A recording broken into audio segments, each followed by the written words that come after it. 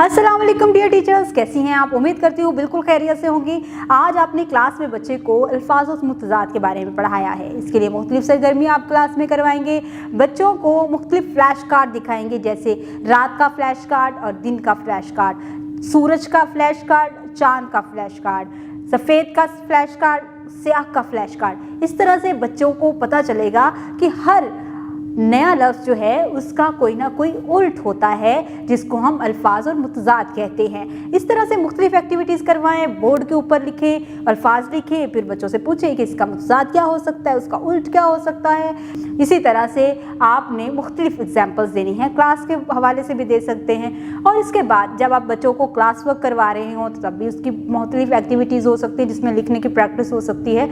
आप लिखवाएंगे बच्चों को और उनको गाइड करेंगे कि किस तरह से अल्फाज के मुतज़ात लिखे जाते हैं। होमवर्क दें, क्लियर इंस्ट्रक्शंस दें, बच्चों को बताएं कि उन्होंने घर जाकर किस तरह से अपनी इस एक्टिविटी को मुकम्मल करना है, होमवर्क को कैसे मुकम्मल करना है। घर जाके अपने घर में बहुत सी ऐसी चीज़ें हैं जिनको उन्होंने देखना है और जानना है कि इनका उल्ट क्या है।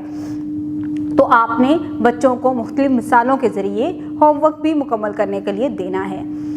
आप बच्चों को बताएंगे कि उसने पूरे दिन की रूटीन को अपने पेरेंट्स के साथ कैसे शेयर करना है और क्या फीडबैक देना है उसने अपनी दिन की रूटीन के बारे में।